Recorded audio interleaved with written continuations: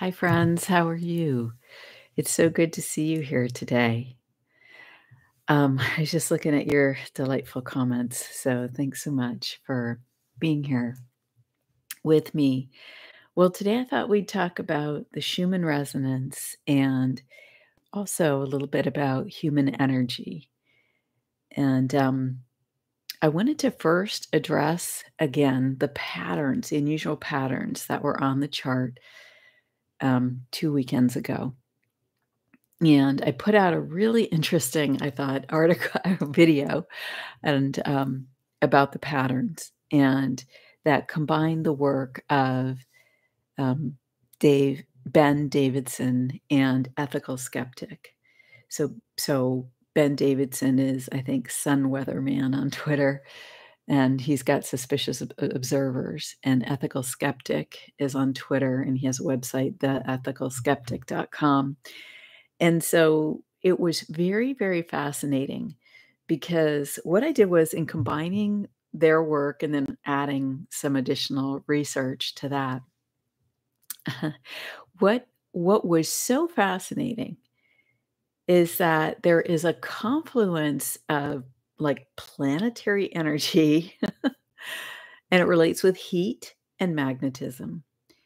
And it's all moving towards like basically Russia, like Siberia. And that is where the observatory is located, that where Space Observing System Institute is located at Tomsk University, where these measurements are made.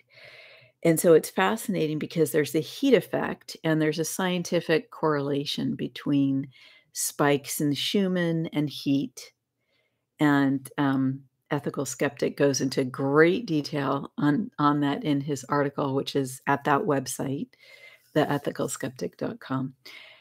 And then when you look at his kind of core idea about iron and the movement of iron, well, it's so fascinating because the movement of iron is a key for magnetism on this planet. It creates magnetism. And it's so fascinating because the geomagnetic North Pole is like moving. And guess what? It's moving from over the years, Canada, across the physical North Pole to Siberia. And it's interesting. I found an article from Popular Mechanics from 2022, March 7th, 2022, that says the magnetic North Pole is rapidly moving. It's inching closer to Siberia. Isn't that fascinating? And that's where this institute is located. And it's interesting because some of the stuff that I'm talking about is actually, I think, affecting the Italian charts as well.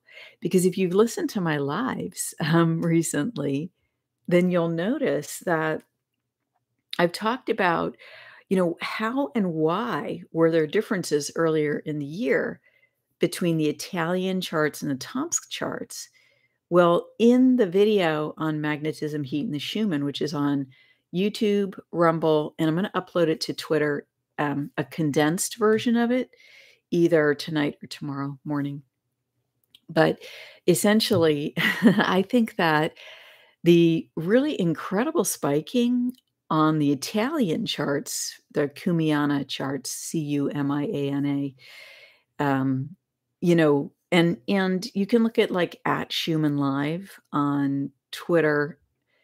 They have a good, where they present all the charts from different areas. But I think that those charts might be being affected by the heat element. So I addressed that in the video, my video I mentioned on magnetism, heat, and the Schumann resonance.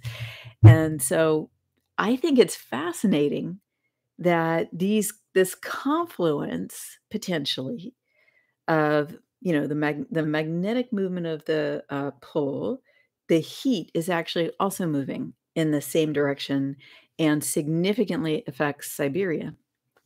So I just, there were a lot of questions about why only the Tomsk charts showed this. And I think the added element besides heat is, which could be affecting the Italian charts as well, is the magnetism. And I may have another video about that because I had a fascinating insight, um, while I was editing the video for Twitter about the magnetic part, magnetism and iron and all this stuff and cymatics. And so I actually had the insight a few, I had the insight, probably a week ago, but I forgot it, and then I just remembered it again. So I might publish on that as well. We'll see. Anyway, it's been absolutely fascinating, taking a look at these influences altogether. And, something really interesting is happening. So here's the thing. If you have any questions about this pattern or anything you want to bring up, pop it in the chat, and I'd be happy to address it because let's just get whatever questions done. Excuse me for a sec here. I just got to get my my drink closer. So let me just look at your comments. Yeah, there's no coincidences, but wow, for sure, right? And Laurel, thanks for reminding people to hit the like. I really appreciate that. Val, it's so nice to see you here. Val's been with me from the very beginning. Thank you. I appreciate it. It's so great to see you all. Okay. Lorene, as above, so below, Laurel. Revned, John. Yeah, the pattern was wild. Thanks for being here again, John. Let's see here. Okay. So at any rate, now there's something else interesting that happened on the Schumann Resonance chart. I want to talk about this. There was an interesting confluence of events at this time as well in the astrology and in the astrology declinations. So I've mentioned that there's a YouTube channel called SSGEOS, okay? And so what they do is they look at declinations of the planets, and then they calculate the geometries relative to the sun and Earth. And then what they do is they make predictions. And it's so fascinating because for June 23rd, there was a real strong confluence of there was a strong confluence of declination geometries that came together. And it's interesting because the gentleman who interprets a chart on that YouTube channel said, this could indicate a potential for earthquakes. Okay. So there wasn't any big earthquakes to my knowledge, that I noticed, thank God. I mean, obviously it's a natural event, um, but it's interesting because you had this visit of, the Biden administration and Biden himself to the West Coast the weekend before the solstice and the same weekend that this pattern happened. Then on Wednesday, right, and he was in the San Francisco and the broader Bay Area, including Silicon Valley. I think it was Monday and Tuesday, so the 19th and 20th. The pattern on the Schumann Resonance chart started Friday the 16th at 6 p.m., just after 6 p.m. Tomsk time. And it lasted through the 19th. Okay, so the 19th and the 20th, Joe Biden was on the West Coast, and specifically the San Francisco Bay Area, which is, tech headquarters, for a lot of tech.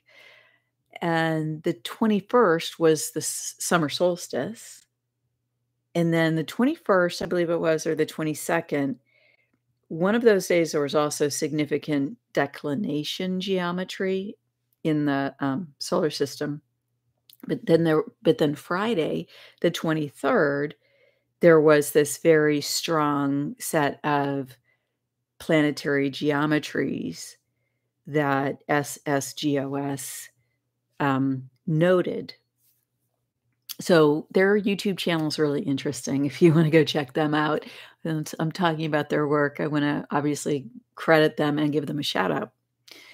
So here's the thing. I don't know if you guys felt this, okay? And I'd be really interesting, you know, to I'd be really interesting, in the live chat or in the replay after if you're watching this. I'm interested, not this last peak weekend, but the weekend after, right before the solstice.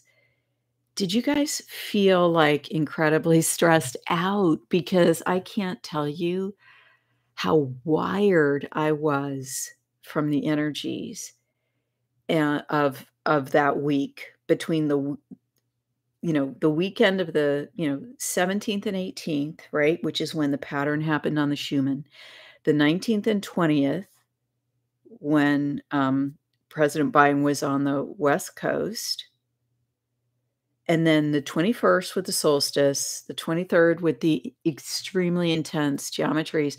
The evening of the 23rd, I just can't take it anymore. The energies were so intense, and like many of you, I'm really super energetically sensitive. And I was like, for various days, I felt like I was energetically vibrating. Finally, Friday, it was just so overwhelming. Oh, and Saturn went retrograde, at I believe around the 17th, okay, so at the beginning of that weekend, I think, which is a big deal, right? When a big planet out and I think it's considered an inner planet, but it's kind of like the last one or what it's a huge influential planet. So, um, on Friday evening, the 23rd, I was just crying. The energies were so intense, I had to call my girlfriend and just cry on the cry cry on the phone to her that the energies were so intense. So, I wonder if you guys felt that too. I don't know. But, um here's what I was thinking. I feel like something really, really extraordinary and big happened last week, and, and the sub was lost on the was it on Sunday? Supposedly, the sub was lost on Sunday, the 18th, right? During this anomaly. It's interesting if you look at my video and you look at the heat areas and look at and then if you Google the location of the Titanic wreck, which is off Nova Scotia. The Titanic, one of you said this in the comments to me, but I had been thinking about this, and I'm glad that you pointed it out, um, in the commentary on one of my videos, but the Titanic area, I mean, it looked to me like it was in one of the hot spots, and that's just I you know, did that have anything to do with that? I don't know, but when you look at my video on magnetism and heat and the Schumann, you could pause it and look at that. I thought that that was interesting. I just raise it as a question because I really just don't know. So,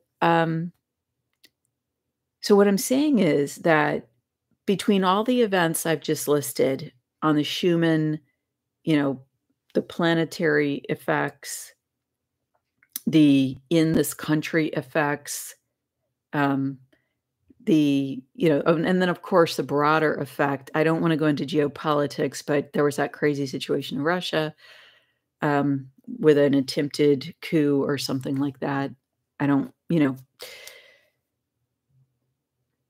and the Defense Department losing a ton of money, again, announcing that, um, and there was new information about 9/11 that came out on Twitter. Boy, it was a big week, and so I feel that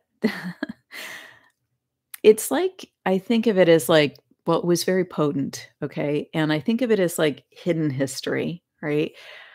It's a marker for me in my in my in my mind, in my experience. I just think, wow, I wonder what really happened last week. Like we can list all the things that I just listed and that we could talk about.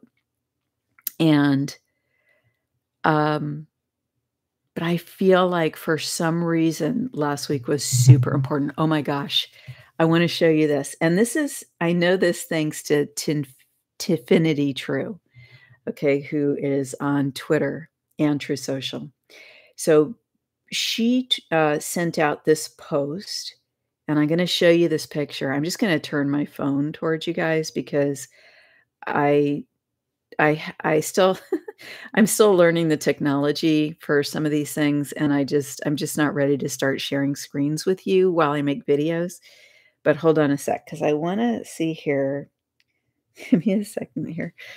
What am I looking for? For goodness sakes. I'm looking for this post that I made on Twitter. You know what? I'll just get the post. That would just be easier. So for some reason, I thought this would be easier to bring up than it is. Um, let's see here. I'm going to show you. Okay, here we go. Okay, so here is the post. So what you see there is this is from a TikTok, and you see the Schumann pattern that happened. And that's the TikTok account that posted this. You see the Schumann pattern, and what do you see there? That's Melania wearing a dress that looks like the Schumann pattern. And she wore this dress on January 20th of 2021. So I just saw that yesterday or this morning. Maybe it was this morning, and I put it on Twitter and I think on True Social as well. I retweeted it. And that's just another interesting thing that occurred, isn't it? Like, and I love this. In my last video, I showed how I researched the pattern. What I did was a Google image search, and I believe it's in the Magnetism and Heat video.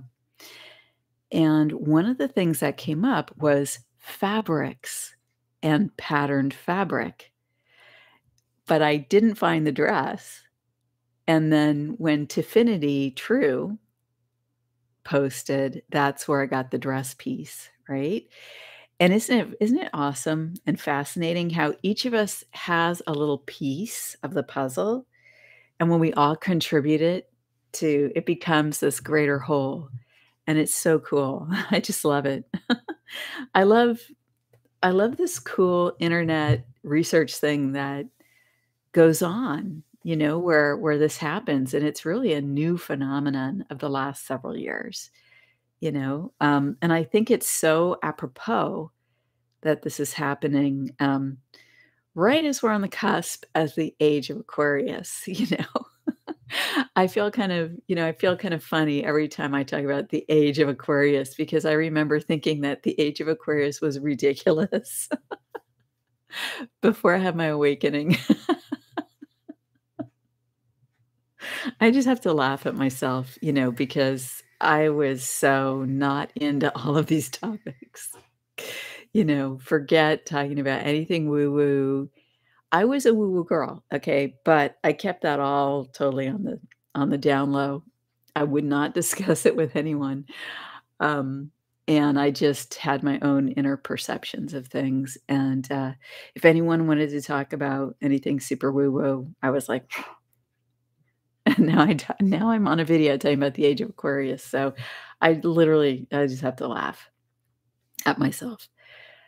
But essentially, with the age of Aquarius, beginning, it's already basically begun because the planets make their progression all through one sign. It's a like 2,500-year cycle, right? And so the last one was Pisces, the age of Pisces, and Pluto has just gone from Aquarius back into Capricorn. It'll move back into Aquarius in 2024, January 20th. It'll move back again, and then in 2025, in March, Pluto enters Aquarius for the last time. Oh, I'm getting this chill. And then, wow, that's when it's really cooking, right? This whole age of Aquarius. Well, the reason that I was thinking of that, number one, is because I want to do a video for you guys on, well, on this. This is my, this is Pluto. And this is the sign of Pluto adjusted, by me to explain the true nature of Pluto. So I want to do a video explaining the true nature of Pluto for you guys, because I think that, in these times, it's so critical to develop oneself, to have a connection with God, to explore that within, connect with your own soul. Because for me, that's what keeps my shake it off. That's what keeps my ship steady. That's what keeps my faith alive, my just everything. Without that, well, I have been without that. It's not that I was without it, I was disconnected. And I couldn't feel it eventually I realized years ago that, wow, I can't feel that. And it was really quite shocking and terrifying almost. And thank God that I've spent the last, many years really focusing on developing that and developing processes for myself, which I'm now, sharing. Because when we have things going on, like this Schumann pattern, like these events of last week, right? It can be disorienting. It can try to knock us off our center. And the way to stay focused is to bring that light to those places within that feel dense, dark, heavy. And the fact is I just focus that light within in general as like a light maintenance routine that I do for myself. So I want to I'm probably going to start having more lives so that we can talk more about these pieces, because there's so much that I want to say. And I find my live streams going a bit long. And I thought maybe what I should do is have more live streams, because if you guys are on for 2 hours or 2.5 hours, it's kind of a long time. So if you have an opinion on that, go ahead and share it. But so the age of Aquarius, right? Pluto is going to be going through Aquarius. And the opposite sign to Aquarius is Leo, the sign of the individual. And so, as I was saying before, where we each have a piece of the puzzle and we contribute it to the greater whole, and each of us does our piece. And you do it because you're guided from within. Like, you're just like, oh my gosh, I got to follow this. I got to follow that. I got to follow that. And you post it. And then someone else is like, oh my gosh, that means this, this, this. And they post that. That's the group Aquarius. And on the other side, on the opposite side of the circle, that's Leo, right? Leo, the individual. And what Pluto does is, in my view, it asks us, it offers us, and sometimes it demands that we connect with the soul, that we connect with the divinity that we are.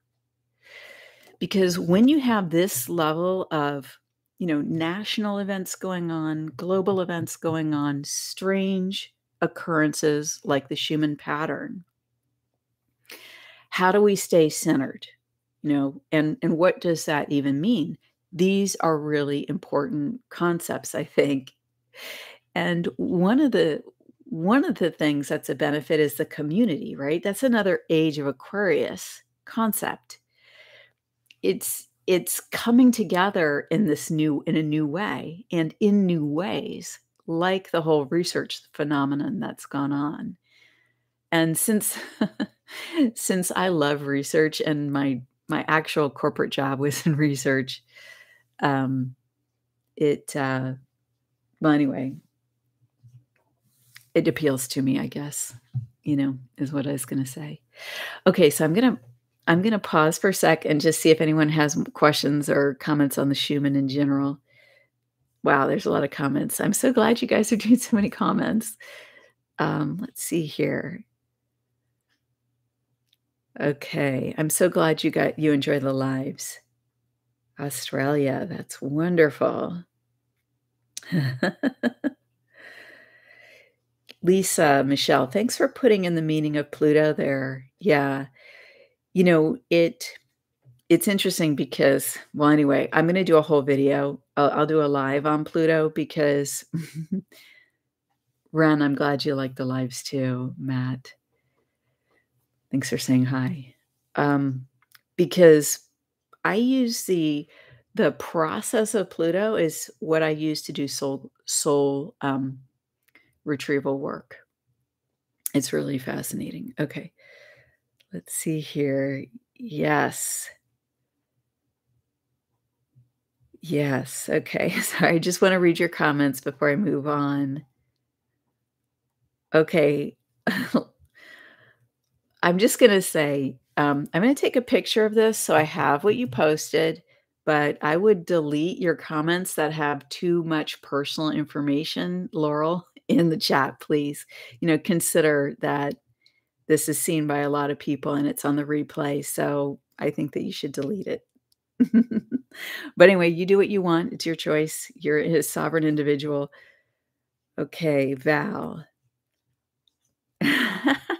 Val was on the hot wire this week, last 2 weekends ago. I love that with Mother and Father God. That's gorgeous.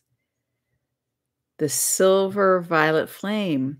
Okay, now this is so fascinating because that you said silver violet flame because when I asked to work with the Archangel Uriel's flame, I always first see it as a silver color, and I also associate him with violet. And then sometimes what happens is I see rainbow colors in the silver ray from Archangel Uriel. Isn't that interesting? So it's neat to me that you just mentioned silver and violet together. That's what it means to me. Michelle, heat is a form of transmutation. Heat has been on my radar.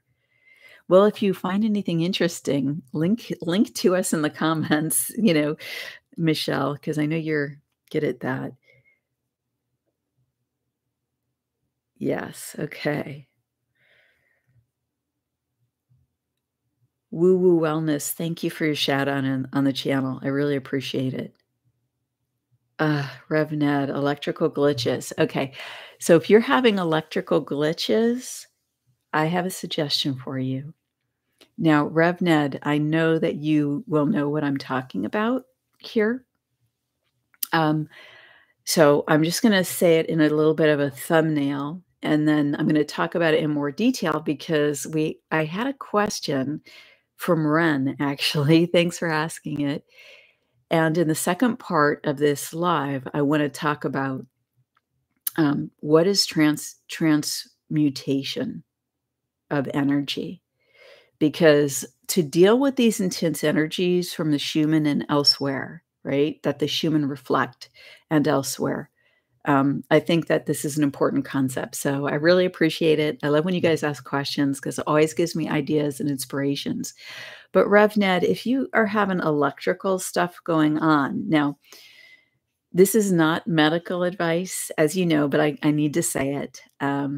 This isn't medical advice. If you have a medical condition, see your doctor, go to emergency if you need to, if you're having an immediate issue. And of course, I know what's going on with Rev, so I know he's done these things, but, or I know some of what's going on. But when you call the light of Christ, okay, and I work with, when I think of Jesus, I think of him as being in a white light. And I guess that, one of the reasons I think of him as being in white light is because the first time I had a vision of him, which has happened more than once, but the first time that I've had a vision of him, Actually, I was in Hawaii, and it was my first time in Hawaii, and I was at baggage claim and with my, at the time, boyfriend. I was a lot younger than right now, and, suddenly, in the airport, I'm just standing there, and this whole vision opens up, and it was all this white light, and I literally saw Jesus just walking through and this light shining forth, and it was so incredible. It was like time stood still for a moment, and I just felt like this presence, his presence, and I saw him, but I just saw these light rays sort of coming off of him, and I perceived it as white light with tinges of gold. And so when I think of because I have such an energetic focus, when I think of him, I think of, white and gold light. And I do energy work and I see energy in the non-physical, as many of you know. This is a big reason why I'm drawn to the Schumann Resonance, how I was drawn there in the first place, because I was perceiving energy effects. And in fact, I was perceiving the sun. I noticed that the sun seemed to be a different color. It seemed to be brighter. And when I was taking photographs of the sun, these weird artifacts were constantly showing up in my photographs. And so I thought, what's going on? And I guess I must have started Googling or something, or I saw other people post about it, and they were posting about solar flares. And then I saw that there was a Schumann resonance. And so I started checking the flares, checking the geomagnetic storms, checking the Schumann, going back years, because I was trying to make sense of the world. And why did the sun look different? Okay, at that time. And that was my question, because I just thought, gosh, this doesn't look like what I remember when I was a kid. Of course, the clouds look different too, but that's another story. So so I'm just trying to stay focused here on my story. Oh my gosh. So what was I talking about here? So okay, so I'm talking about seeing energy. Okay, so I do energy work, right? And that means that I work with the non-physical energy of my body and energy field, right? And I work with the energy of my body. And RevNet, I'm about to talk about this, but I want to explain about energy first. So I've had various teachers for this. And in the non-physical, Jesus is one of my teachers, and he showed me how to work with white light. Okay. He showed me how to work with this incredibly pure white light. And he showed me how to use it on electrical issues. So this is what I want to explain, since RevNed said he was having electrical issues. We already said, if you have a health condition, go see your doctor and consult. So this is a meditation practice, I would say, right? And a practice of working with energy. What you do is you take that white light or the golden light, which for me represents Jesus for the reasons I've just talked about. It also, the gold in my view also represents Archangel Gabriel, but you bring it to where those electrical impulses are happening for you. And you bring it, you make a declaration in alignment with my highest good, in alignment with my highest good, in alignment with my highest health, and I like to say with the greatest love for my human body and myself as a living human being. And I always say, I'm choosing to live. So I ask divinity within me to heal me in alignment with my highest good as a living human being, a living soul. And then you gently imagine that beautiful light, right? You imagine it going to the places in your body where, in Rev's case, you could imagine it going to where those electrical feelings are. And you imagine it just very gentle, very loving, just being present with those feelings.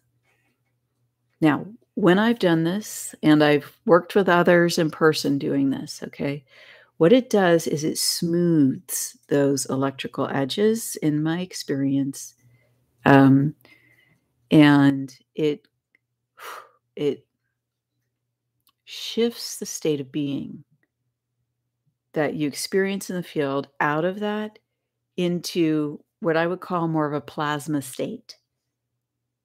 So, okay, so right now I'm talking about energy field mechanics, and I'll tell you what, I can't prove any of this to you with a research paper or whatever, but what I will tell you is that I've had experience after experience of doing these meditations with individuals in person. I've met with hundreds of people, um, because I used to do public events and fairs, and then, of course, in video, calls. And, uh, and so, it's interesting because The Ethical Skeptic has a really interesting article up, and it's about when are anecdotes acceptable?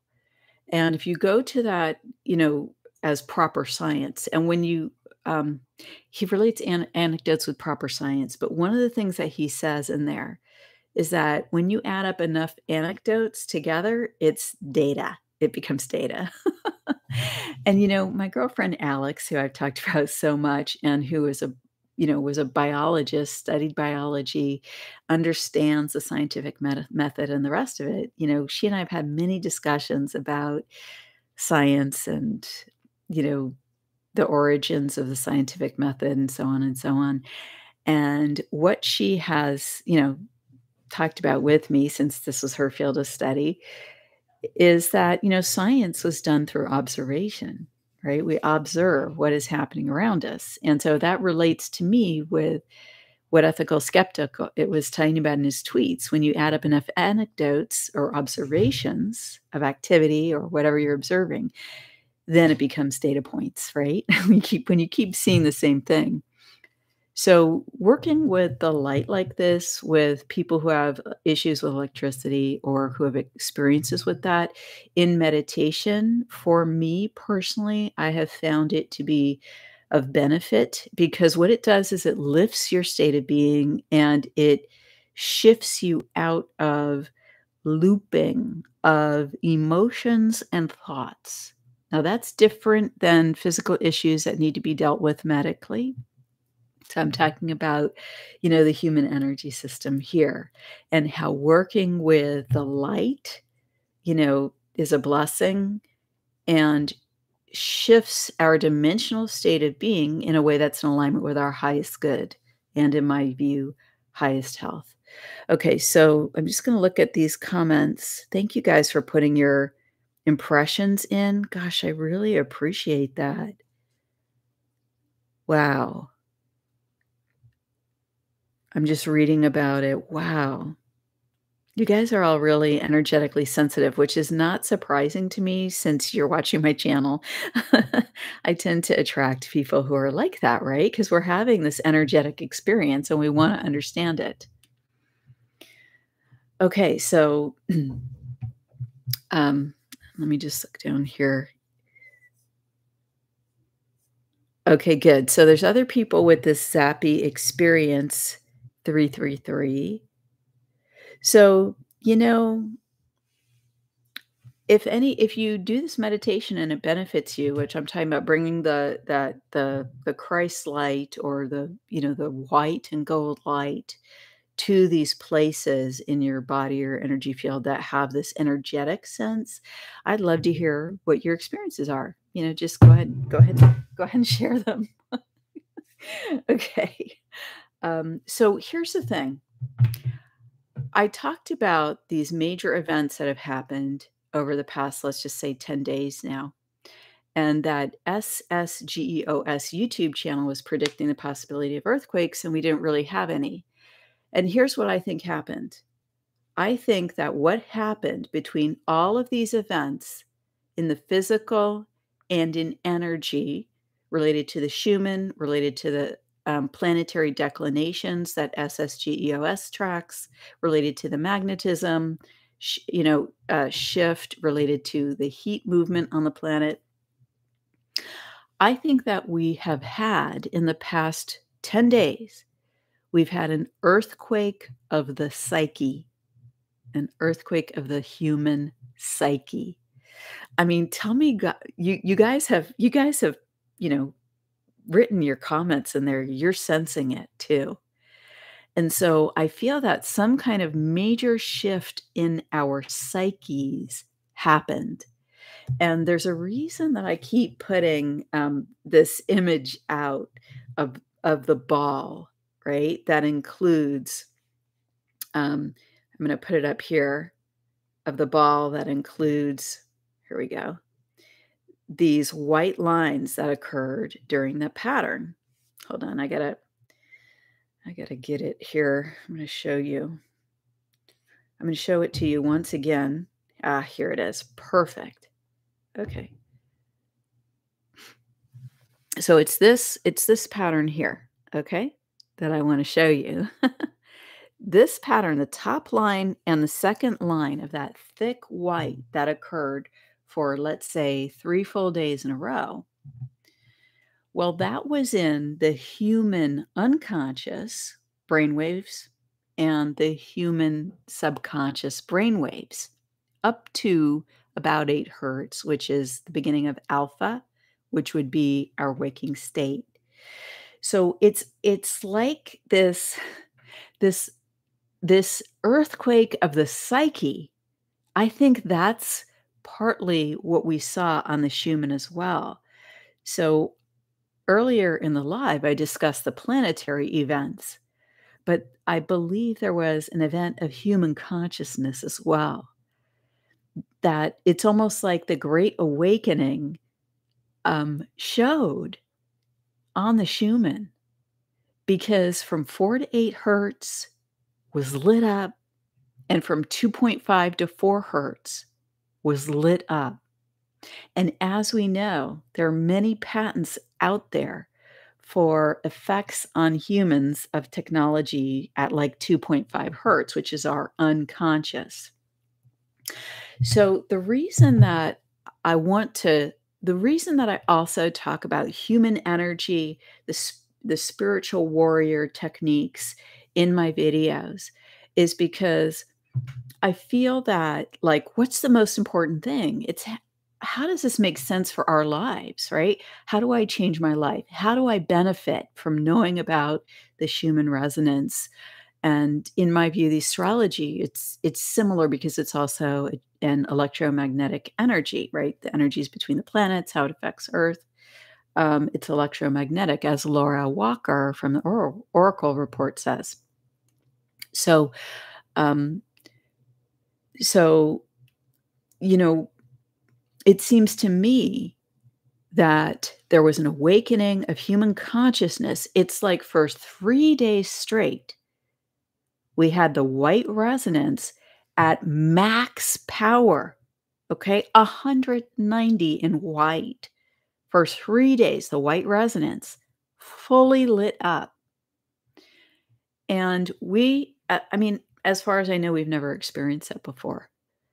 When we see power spikes, especially to something incredibly high, like 190, usually it's for a period of, you know, minutes.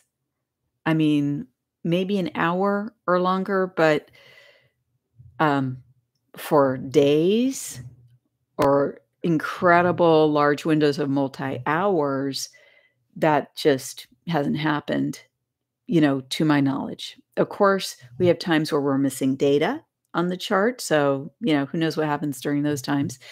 But anyway, so I think that there was an earthquake of the human psyche. And so you see, um, I feel that the planet and us, that we're one, we're one. We're made out of the planetary material. elevated and animated by consciousness, which is the soul, which is sourced, in my view, from divinity, right? And so, what does consciousness mean? Well, consciousness means to broaden our view and our perception, right? To expand your consciousness. But when we broaden our view and our perception and we combine that with our connection with the divine, that is truly expanded consciousness, because the soul is direct, in my view. That energy that animates us when we are in our mother's body, it's direct from our divine source. So, I think there's a misunderstanding about intellectual power being consciousness. Oh, if I could only get smarter, I would understand exactly how to solve all these problems. Well, the thing is that, you know, you may have had the experience of this, but you can be super smart in an area and figure out that you don't know anything. If you're really, really smart, I think what you're gonna figure out eventually is you actually don't know the answers. And so I've experienced this in my life. I experienced this in my corporate life. And I experienced this, when working in business. And I experienced this in past lifetimes where um, I thought I had the answer. I thought it had to be X. I pursued X to the fullest extent possible, to be the smartest or to get as much information about X as I could. And in the past lifetimes, what I figured out was I didn't really know. And the more that I learned, the more that I would expand out. Like, you talk about expanding the Overton window, right? You talk about polarized experience. What is that? That's starting from a central point and then expanding outward in, really in opposite directions if you're polarizing, um, and expanding away from the point if you're talking about shifting the Overton window. So exploring the farthest points from what was going on in those lifetimes that I'm thinking of. Well, as I got through the exploration, considering just, okay, I explored every avenue that I thought that I needed to learn about the topic or the situation, and I ended up really back at the beginning feeling like I don't know the answer. And so in this lifetime, I woke up, thank God. I experienced an awakening process, as many of us have. And I figured out that the answer for me in this lifetime was to connect with God, to connect with the divine in an intimate way for me, and to source my consciousness from there. And so expanding consciousness, how I would define that now, is expanding my ability to interact with the higher aspects of my nature, the higher aspects, meaning that connection with source and soul. And so I was asked by one of my students in my human energy workshop. She began to show and teach from my videos at her church. And in one of my videos, I was talking about Christ consciousness. And she asked me, Susan, how would you define Christ consciousness? And I finally think that I have the definition. It's what I just said. That when we choose to align our consciousness with the divinity that we are sourced from, and make decisions from, and choose to perceive from there, that's where, that's what Christ consciousness is. Because to me, Christ, is the to you know Jesus was Christed. He had the full embodiment of the soul. He had the full embodiment of divinity. He had the full embodiment of the flame of God, and in his case, like, whatever 100% is, like, whatever we can imagine that would be. Like, I'm just seeing, like, a living flame, just like a living flame, walking and talking. That's what he embodied, and then he said, now this is critical, he said, "This you will do and more to us human beings." Like, that was his teaching. So that's what's in scripture. Okay. So that means that we must have this capability. It's in scripture. He said it. And so what we can do is figure out, well, how did that happen? So this is, many, many years of thinking about this. And this is what I've come to. And the thing is the connection and the expanding consciousness that way, it's very personal because the relationship between you and God is personal, between you and divinity is personal. The impulse of your conscience is personal, and you can also call it that gut wisdom, like that inner gut sense, your intuition. And we all have this, and it's a basis of, it's usually expressed as, what's the right thing to do? What's the wrong thing to do, right? But it's just an impulse of this is what is for me in this moment to do, or to feel, or to know, or to say. So that is what Christ consciousness is, in my view. And so applying this consciousness in our lives, I don't know, I've found it elevates my life. And applying the light to my body and energy field elevates my life and my physical experience. So so yeah, it, it's a big deal. I mean, my life improved so much, um, from learning to do this and learning these processes. And I was in a state, when I called out for help, um, and I called out for help to Jesus because from childhood I was raised with him, going to church and that sort of thing. And he guided me, he guided me to work with my guardian angel, and who's like, I see his golden light. So, okay. So now I want to address this question. And so what I'm saying is that I felt bad all the time. I felt angry all the time. I felt in fear or anger all the time. I didn't feel that I had I didn't feel that I had good relationships. I didn't like how I was behaving in my life. I didn't like how I was interacting with others in my life. And and so that's when I had this awakening, right? Because I prayed for it and I prayed for a change. And then, ask and you shall receive. That's in scripture. So as we're having this earthquake of the psyche, I'm sharing this information for two reasons. Okay. Number one, doing energy work and addressing the energy of the body and the energy field, in my view, that there are processes and principles that help improve our lives. Number one. And number two, divinity is core and key to the whole process, in my view. And if you don't think that, that's fine. But I think it's actual science. And, the more that I talk, the more that I will explain how I feel that's the case.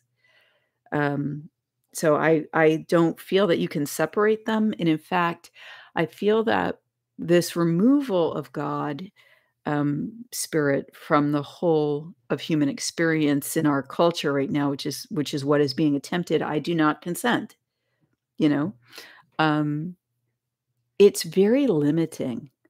And the removal of God from science limits our ability to understand science. I'm telling you that right now, that we are moving into the age of Aquarius and we want to understand, right?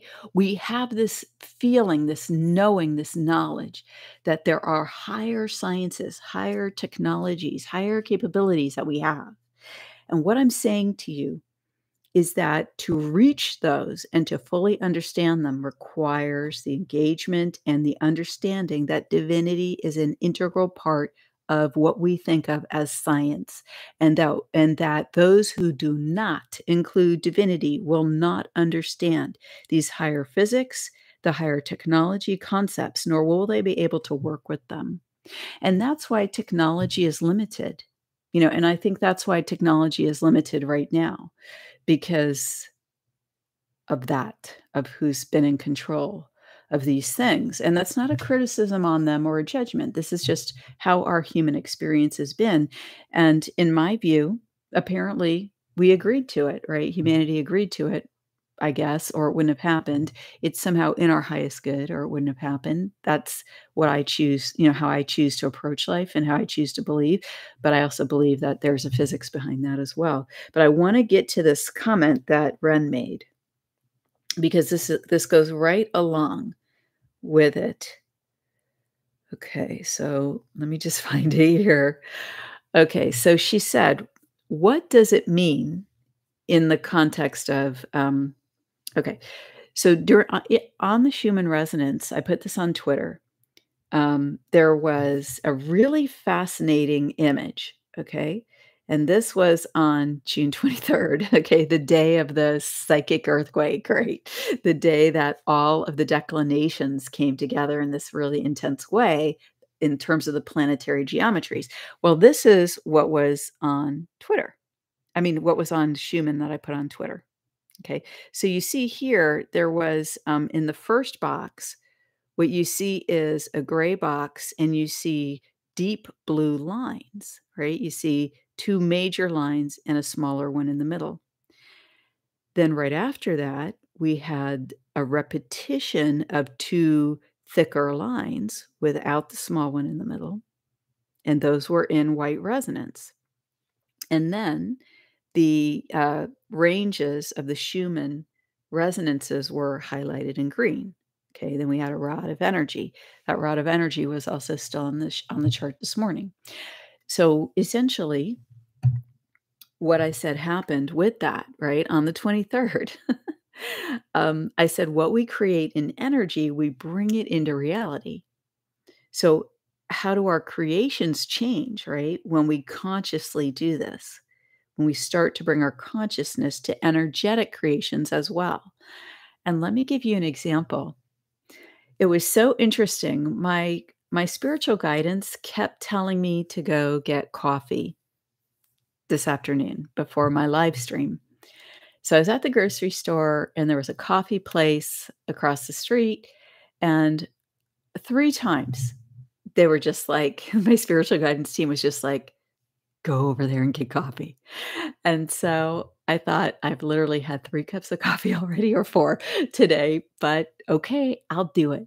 All right. So I go over there, and this is, aligning with God's will. That's what that is, right? It's just that simple and that complex, right? Because I could have easily let my mind say no, because I already had 3 cups of coffee. Why would I be thinking that, right?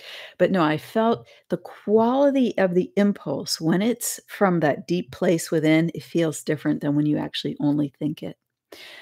So I went over, I bought the coffee. I said, "Could you leave room at the top for, for milk or cream or whatever?" And he said, "Okay, I'll give you a small and a medium." And I said, I guess so I could have enough room. So what does he do? He gives me a huge medium, and I only paid for a small, so that was a generous gift, right? So I received a generous gift, and then we put the milk in, and I go, "Sit down." And I just relaxed. I was reading, I checked in with my guidance. Was there anyone I was supposed to talk to or do or listen? And I nope. I just sat and I read. I looked at my Twitter, I looked at other people's Twitter, I looked at other people's posts and other things, and then I went home. But it was so fascinating because I was starting to feel this agitation. And by the time I got to my house, I was so agitated that I was actually angry. And I was like, "Grr." And I started to have these angry thoughts. Okay. Now, this is a story about creation and energy. And whether or not you consent and bringing consciousness to it. So I'm sitting in the car. I just drank this cup of dark roast coffee after 4 other cups of coffee today. And I'm sitting in the car and I'm getting angrier and angrier. But thoughts are coming to my angry thoughts. Suddenly I'm like, I'm angry about like the tree or something. I'm angry about where I parked. I'm angry about, and I thought, okay, I'm going to bring consciousness to my thoughts. I don't want to think angry thoughts. So as a idea for an angry thought just started to percolate up, I violet flamed it. That's my technique, okay? For transmuting. Okay, so the question was about what does transmutation mean in the context of my post. So I imagine the color violet in a flame, okay? And in my mind I just see violet and I imagine that it imbues that. I imagine that the thoughts are an energy. So let's say it's like a smoke of energy in my field. Oh, my brain just had a thought. Smoke is coming up, going through my energy field. So I just imagine the violet energy goes to the smoke, combines with it, and changes the nature of the smoke or thought, changes it from anger to zero, to neutral, to zero, to a zero charge. This is transmutation. So, Ren, when you first asked the question, I said I had to think about it because I thought, how am I going to write this in like a 200 character post, So, so as the thought goes up, okay, I send the violet flame over it. And you can use a different mechanism. You could use white light. You could imagine that the thought goes into like a sea of your energy and dissipates. And as it dissipates, this is a Neptunian energy technique. It goes to zero. Okay, it becomes nothing. In that, it has no charge. So now it's energy with no charge instead of energy with a negative anger charge. That is transmutation. Isn't that incredible? I know, it's like awesome. So, so I'm sitting there and I transmute 1, 2, 3 angry thoughts. Now I bring the light of consciousness to my thought process. Okay, so let me read the rest of the post before I keep telling the story. So I said, when we investigate our shadow, when we find the monsters there, what can we integrate and bring forward? What do we heal, resolve, and let go? So, when you bring the light to something you don't understand about yourself, this is doing shadow work.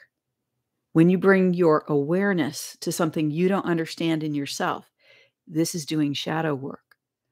So, when you bring the light of awareness or your focus, your intention to your energy field, and something negative is going on, or you have denseness or darkness or anger or fear, and you choose, you make the conscious choice, I'm going to investigate this.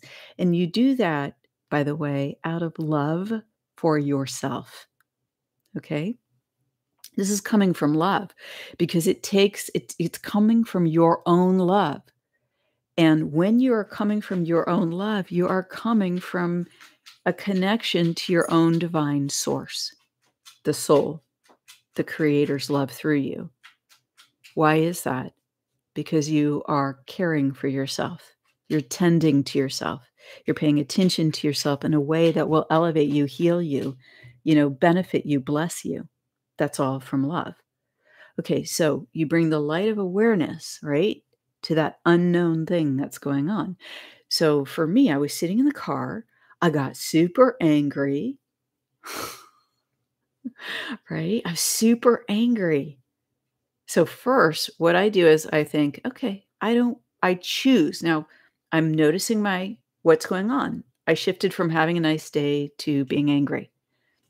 So clearly the guide sent me to get coffee so I could tell a story and explain energy transmutation because I didn't know I was going to do that before I started the live stream. All right, so I'm sitting in the car. I make the conscious choice, and I'm gonna bring my attention to the fact that my emotional state of being has shifted from having a nice day to angry, weird thoughts. Like, I started to think, "Gosh, this is something weird to be angry about." Like, you can actually once you start doing this, you know, like, regularly bringing your attention to things like this, you can even start to joke with yourself, like, "Oh my god, can you believe I, like, was angry about that tree for a second? Why would that even matter in my life?" You know? Like, plus I love trees. The real me loves trees, okay? So where are these angry thoughts coming from? So, alright, so I explained the process of shifting the energy of the thought from a polarized position. In this case, I took a polarized position and imbued that position with anger and then voiced a thought in my head, to myself, "Bah, bah, bah, bah, bah." You know, "Rah, rah, rah, rah, rah."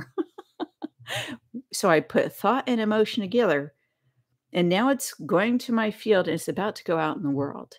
Now, do I wanna litter the world with my negative thought creations from anger that are also ridiculous, really? No, I don't wanna do that. So I violet flame it, okay? And I ask that it transmutes. And I ask actually I knew I caught all this, like, as it was happening in the moment, but if I've been grumbling in unconsciousness, I will ask that the energy be transmuted back to the beginning because time doesn't matter. Right? Because it's like, why litter? Why drop all your crappy emotions into the fourth dimension for someone else to run into that energy, for God's sakes? It's like if you go to Yosemite, you're not going to drop all your trash there unless you're not a very nice person or considerate person. You're going to take your trash and pack it out. Well, now that I'm somewhat of a more awakened soul, right, than I was at the beginning of all this process, um, I like to also pack out, or transmute my energetic state because I can. And to be honest, once you start doing it, it's really not that hard. It's pretty easy because divinity is the one really working with us and doing the work. Um, because because I want to not explain how that is, but that's what's happening. Our expanded state that we also are is just like, "Phew, sure, I'll do that. Transmute." Mhm. So, here's the next part of the story. So I sat there, okay, now I'm not having any more negative thoughts because I made the conscious choice. I do not consent to continue negative thinking like this, to keep coming up with these negative thoughts. So I choose to go back into a state of neutral in my thoughts. So I got a handle on myself. Okay. I got a handle on myself. I chose consciously, I choose to create a state of neutral at this moment in my thoughts. Why did I do that? Because I want to understand what is going on suddenly in my body's energy and my energy field, including my thought, which includes my thoughts and emotions. And now, because I've done this many times, I got it immediately because I first checked in. Okay. Are these emotions mine? And I got no. So a check-in would be ask within to your, conscience, to your inner guidance. You can use body kinesiology. I've talked about this in depth on other videos if you want more. Um, but I checked in. No, these aren't my thoughts. Okay, so now these aren't my thoughts. Okay, so I claim the energy in my field. I do not consent to invasive energy affecting me. So then I brought my awareness of and consciousness to where did this come from? Bam, I got it. It was a spell. It was a spell on the coffee. Okay. So unfortunately, what you will find if you know, Maybe one day the people on Earth who are living at some time in the future won't be running into this. I really don't know. But we live in a time where an incredible amount of spells have been, okay, first of all, I'm going to invoke a space of sacred discharge imbued by the violet flame. I'm going to call in Archangel Michael, the Archangel of divine will and protection. Back to the beginning of this video. And many, many spells have been cast, and the beautiful aspects of human life inverted with intention, okay? And all the rest of us have been walking around like little lambs and little fawns, okay? Like, "Oh, life is just wonderful, and everybody's good, and everybody's wonderful," and, it's weird how some things just don't work in the world, I just don't get it, And then you go through life this way, and then, one day you have a great awakening and you start to just gain all this awareness. And in my case, I ended up learning how to I ended up undoing geometries. And when I started undoing geometries, which was through divine guidance, what I saw was the way the geometries got inverted was through spells and through different ceremonies and rituals, violet flame over all that, transmutation to a state of neutral. So, so I realized that a spell had been put on, and what I saw, because then I traced the energy because I have a talent to do that really, to be honest, is not that hard to learn, okay? Because all of us human beings have these capabilities. We've just been told that we don't have them so much that we just didn't, you know, it for many, it turned into self-rejection of those capabilities. But I do not consent to that. So, what I consent to is exploring my capabilities in alignment with my highest good through my spiritual guidance. So, what happened was I learned this whole thing that this stuff went on when I was transmuting geometries. And um, so what I saw was that there was a spell on the coffee. And, who knows how this happens? It doesn't mean that the corporation is mean. It doesn't mean that, capitalism is bad. It doesn't mean that, you see, what happens is that things get corrupted and co-opted. And then we think, oh, I know who's to blame. But the fact is that these forces are actually usually really hidden behind. And I do not consent to that. I consent to them being brought out into the light where that's in alignment with the highest good. Okay. It's in God's hands. So, what I saw when I queried, my spiritual guidance, I queried within. And what I saw was that there was a spell cast. And, it could be just this as simple as a person intending it who had some kind of connection or whatever. Like, you just, I don't know how all these things are done, but I'm just saying that it happens, okay? So, here's what I did. I sat there and I have this information, "Oh, there's a spell on the coffee that you drank." And by unconsciously, by drinking the coffee, I unconsciously accepted the spell, I do not consent, and then what happened? I was generating all these negative thoughts.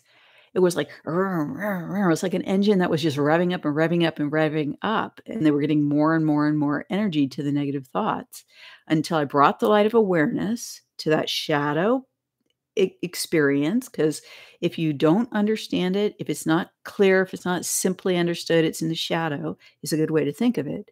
I transmuted the anger. I went to a state of neutral. I prayed about it, essentially.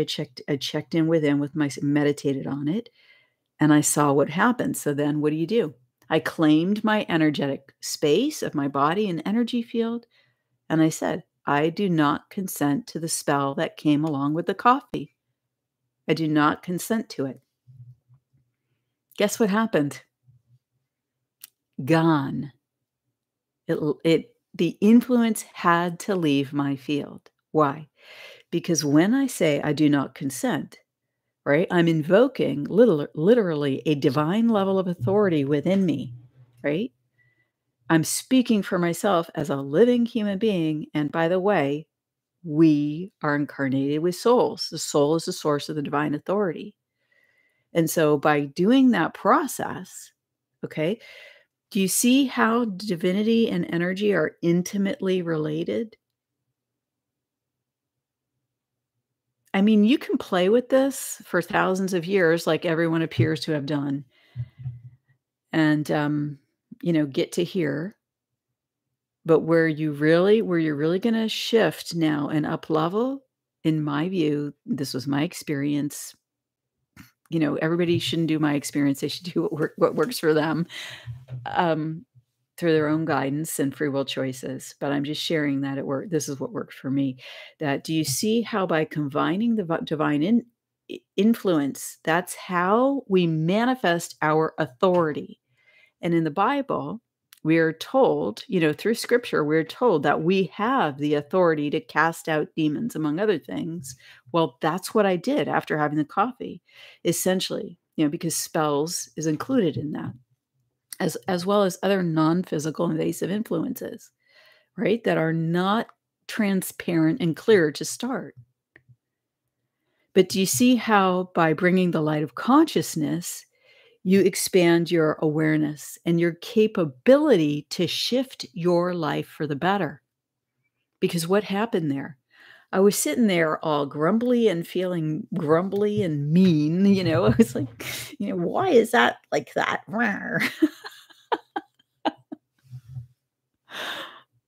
And I just thought, This is ridiculous. Why am I thinking this? Like, this isn't me, right? This isn't how I think anymore." And so, you know so here's the thing. What I was considering this afternoon, right, after I got back now, when I removed my consent, I also claimed my energy field and my body's energy, which is really an integral part of my energy field, just more condensed. I claimed it for myself, right? I claimed this for my own soul. The divinity that I am is what I am, right? From a energy level, which is also physical as energy, right? In every way. Um, and there's much more to that, which I talk about in my human energy workshop. Um, but you see how when I claim that, right? It's a rule of it's divine law and it's a rule of energy and physics. Well, when I claim my space, I claim it for myself. Guess what? My soul energy, the light that I am, the true me, the energy that reflects the true me is now what fills my body and field. Nothing that is not mine can be present then because I have created that. I have invoked it.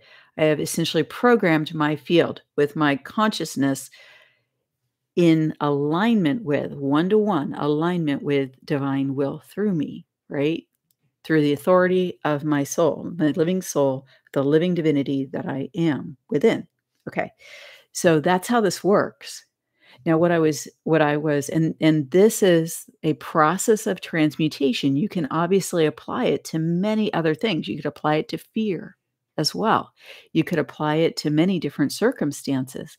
And what I was, thinking about when I came home and after, I'd claimed back my energy, cleared the spell and all that kind of stuff, I was considering that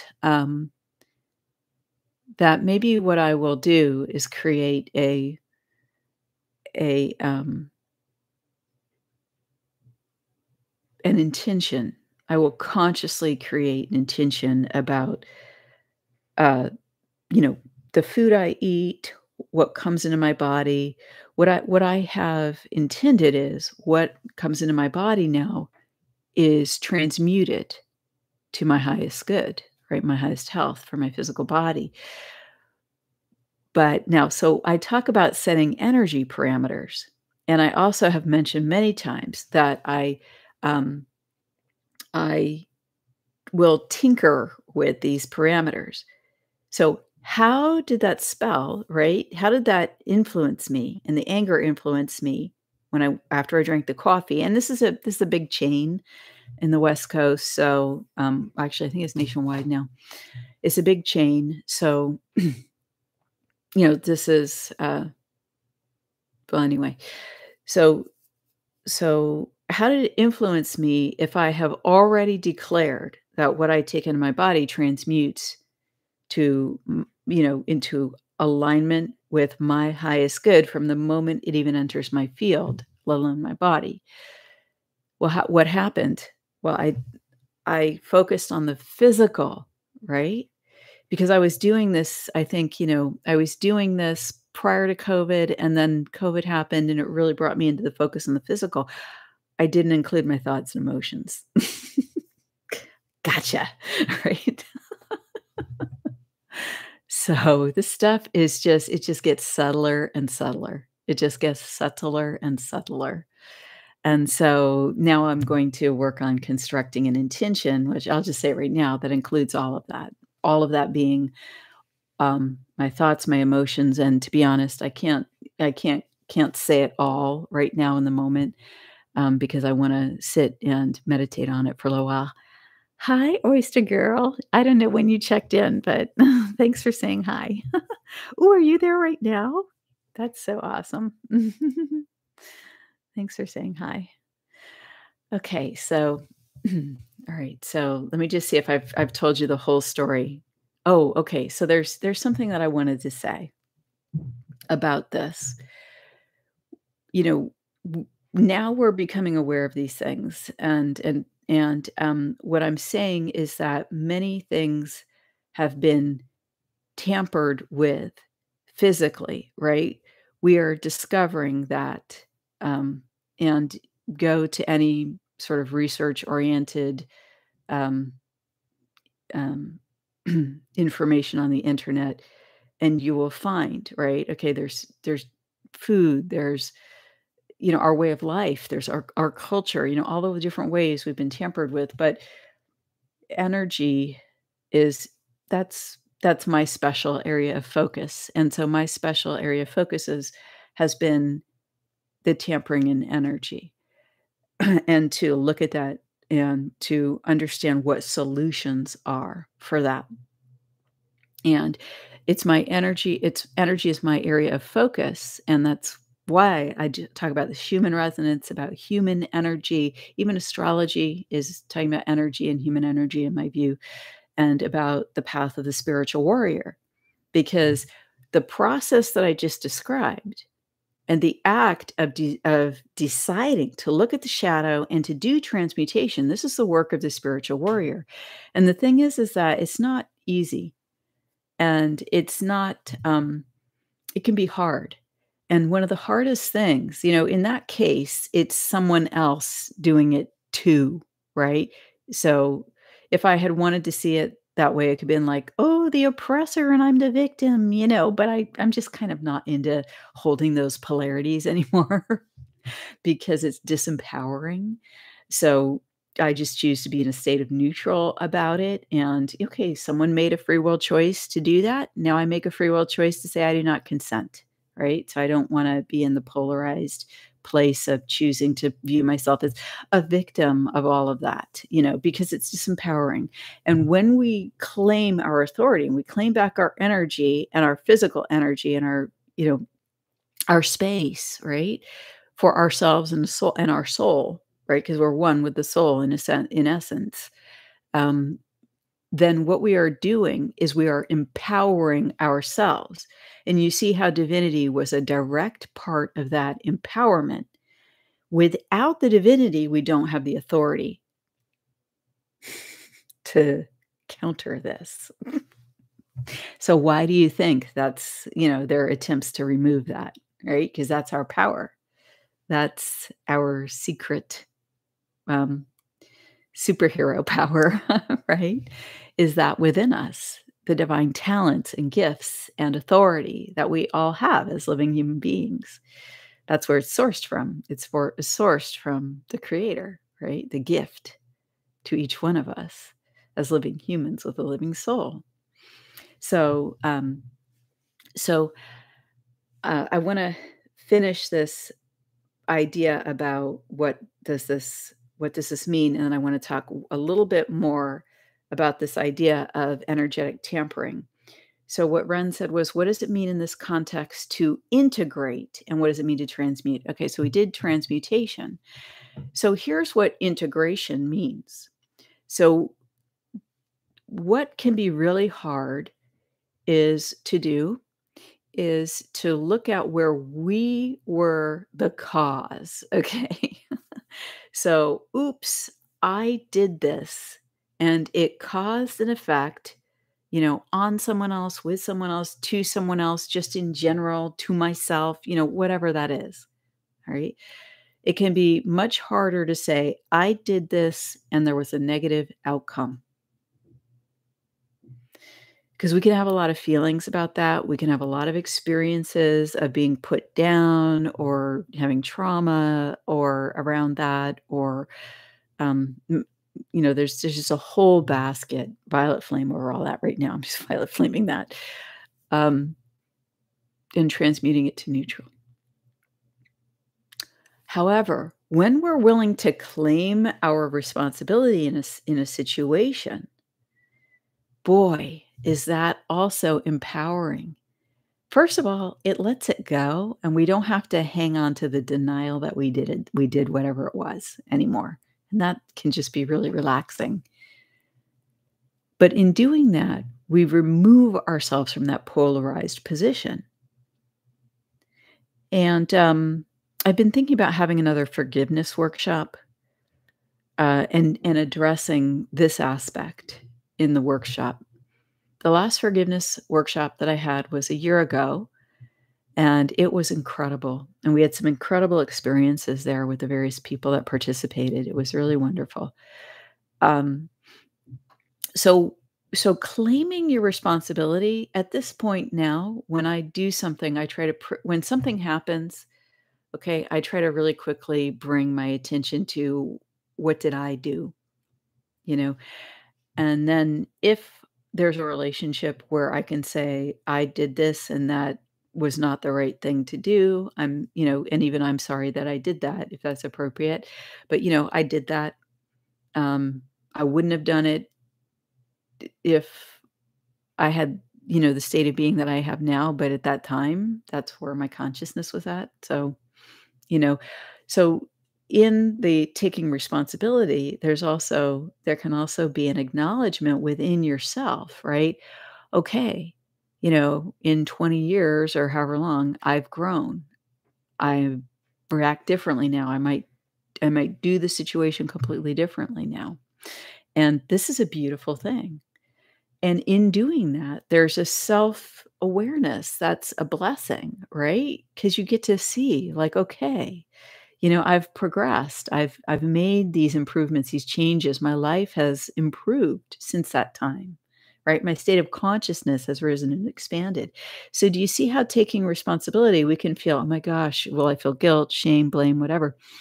But you can also feel joy. You can feel proud of yourself. You can feel, gosh, I've grown. You can acknowledge yourself. You can see the meaning in what you've been through that has now brought you to this greater awareness. And so, do you see how this is claiming empowerment, right? It empowers us because now I claimed back all that energy in this process. Okay. I don't choose to sit there and beat myself up when I take responsibility. That's not what taking responsibility is. That's what happens before you take responsibility, right? Pre-taking responsibility is where the blame is, the guilt, the shame, the beating oneself, all the violet flame. I ask that all that be transmuted to a state of neutral, if there any of it is within myself, okay, over whatever has happened in my life. So after taking responsibility, what that does is brings you back to your center. Now I'm not over here. Part of me isn't over here at the very edge of my energy field hiding and saying, oh, I did this. It was so terrible. I made a mistake. I did the wrong thing. I shouldn't have said that. Da, da, da, da, da, da, da, da. Right? right? So what I do when I this is integration. When I claim back responsibility, I free this up and I bring myself back here, right? As I do that, I give myself compassion. The act of giving myself compassion burns off the associated negativity, guilt, blame, shame, fear of judgment, whatever happens to be. And so, what happens is that in pushing the event out to the side, see the flame next to my hand? That's the light of the soul, right? The light of the soul is, I got it in there. So when I decide to let go and release it, that light returns to the center, right? When I claim back my authority. I'd pick it up right now and do that, but it's hot. So just imagine the flame comes back to the center. Um, yeah, isn't that great? That's integration. Now I feel better about myself. I'm filled up with more of myself because I didn't because part of myself was pushed over all the way over there and it was pressed down with all this negative stuff. And then when I broke free of that, the negative transmutes, shifts to a state of neutral. This is the soul retrieval. I take the soul light back by simply saying, you know what? I did that. Oh, now I'm in my center. I've integrated in just the act of doing this integrates the experience. Now, might you want to muse over it a little bit, feel some emotions, have some thoughts, if they're yours, as long as they're yours. Um, I'm teasing there. Um, but yeah, this is big, isn't it? It's really big. And here's the thing. Sometimes, if you're in relationship where you are or were in relationship, a lot of times whatever happened, you might perceive it totally differently than the other person. And what that means is that all of your thoughts, impressions, da da da da, whatever it is that you have, the other person might not even be aware of it because that's not what it meant to them, right? If we're all living in our own universe, we all have our own experience. And so it may mean something very different to them. So sometimes we're able to have a conversation and just apologize if that's called for in the moment or have a whatever conversation supports the improvement of the relationship. But sometimes it's really an inside job because the other person doesn't see it that way or didn't have that experience or whatever was going on. So sometimes it's really I feel that really forgiveness is an inside job and that this whole process can be done within. And if you get to do it without and you have good results, then that's gravy. That's the gravy. That's the icing on the cake, great. We did it this time. We worked through it. So exciting, And then, maybe you have an interaction and it just dud, right? And the other person is just like, "Rah," or it just doesn't work. And that's okay too, because, live and learn. And there may be information that you gain from that experience as well, right? And that you can gain from that experience. There may be energy to transmute. We've just talked about ways to do that. There's more ways and processes for these things as well. Okay, so what I've talked about tonight isn't the only way to do these things, but these are some suggestions. And they may motivate you or give you like a spark of an idea that then for you leads to another way of doing an integration process or a transmutation process.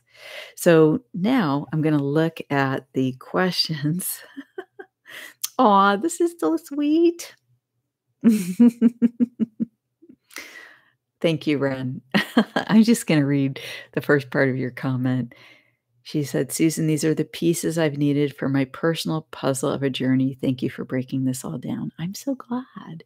And you know what? I'm so glad that you, like, stepped forward. You had the courage. I feel like that takes courage to step forward and say what's on your mind and ask a question. So thank you for doing that because it really inspired me. And all of you who engage with me, it inspires me. Even if there's a negative engagement, I learn from it or it teaches me. But when you guys ask questions and you want to know more, I love it. So I appreciate it. Okay, so yes. Okay. Let's see here. Romeo, too much coffee. Yeah, I'm a big coffee drinker. Let's see here. What does and Romeo, thanks for all your comments and your comments on the guest live that I did too. That was really great. Let's see. Yeah, Matt, this is a great comment. It's also important to not stow the energy within ourselves. We must transfer the intent with good intentions. Thank you, Matt. I appreciate it. Yeah, that was a great comment there. Yeah. Okay. Michael, another Michael person. We always come together, right? All of us Michael people. Yeah. Yeah. Great comments, you guys. That's just wonderful. Um, yeah, Suzanne, thanks for your comment. She says, I've often thought how strange it is people wanting to separate science and God. I see God as the ultimate scientist. Isn't that fascinating? Yeah. Oh, Jeffrey. Jeffrey was on the live tonight. I don't know if you're still there. Loving this talk, Susan. Thank you, Jeffrey. Jeffrey had me as a guest on his program. It was so great. I'm really so grateful for that you did that, Jeffrey. Thank you. It was a wonderful experience. And you can check that live out. It's in my list of lives. It's actually the one right before this one. Do you charge crystals and singing bowls?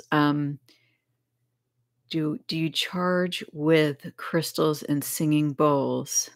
Jane asks. Um, rather than talk about this right now, I'm gonna just think about that for a minute. Thank you for asking. Let's see here.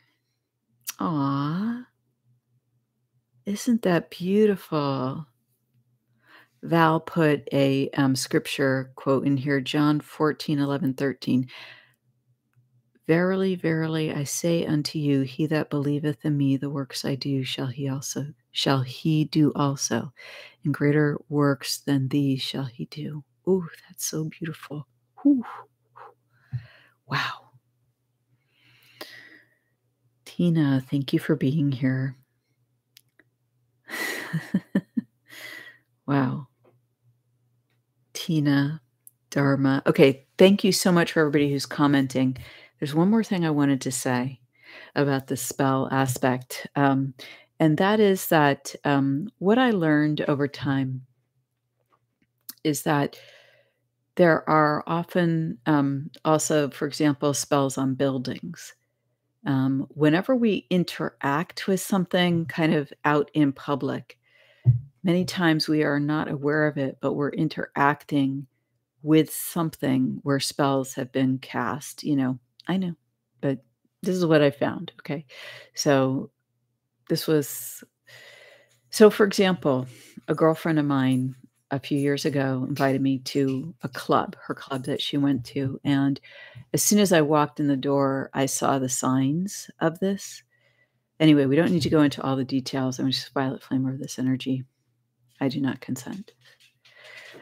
But there are certain buildings that you walk, and I realized as I was walking up, I saw the signs, and so I felt the energy, and I immediately said, as I walked in the building, I do not consent to any spells that have been cast here. I am a living child of God with a living soul, and my authority is my divine authority, and that is the law that I follow.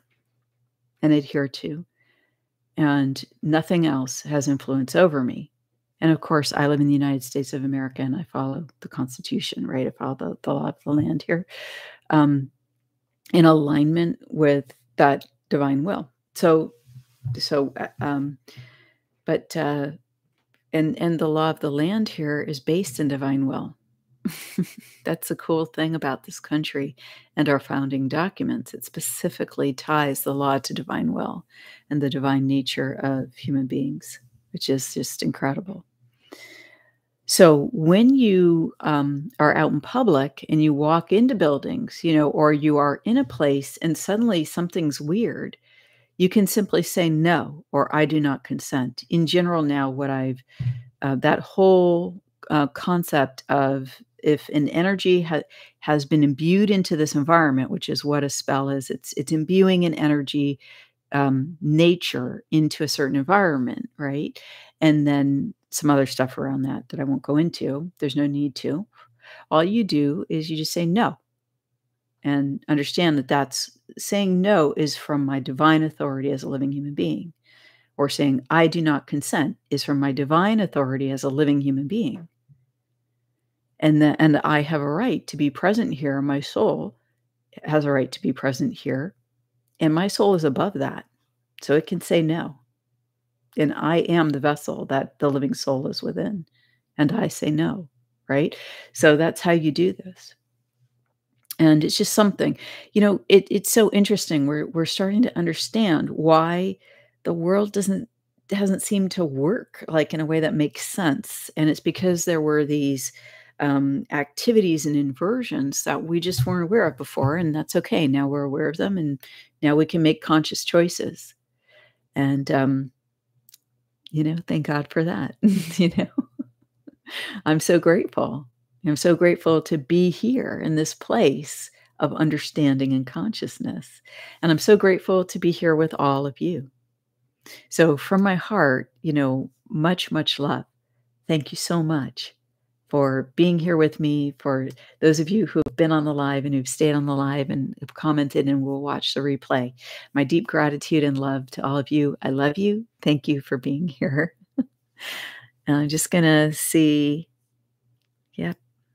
Oh, Jeffrey, you are still here. Yay. All right, my friends. I'm going to do another live Thursday evening at 7:30 p.m. Pacific time, 10:30 p.m. Eastern. And then next week, I will do a morning live on Tuesday, and we will do a meditation again. I think I've figured out how to work the technology so that the Tibetan bowls sound nice. And so, to the question about charging crystals, I don't wanna get into that right now, but it's very similar to how I talked about to what I there are similarities with what I talked about tonight, I'll just say that. And then related to singing bowls, what I've found is that the bowls help clear energy, but of course, it can do, much more than that. So, um, that's a interesting thing to bring up, and, hopefully it will inspire me to create some other content around that. All right. Have an absolutely wonderful day, night, or evening. So God bless you. Thank you.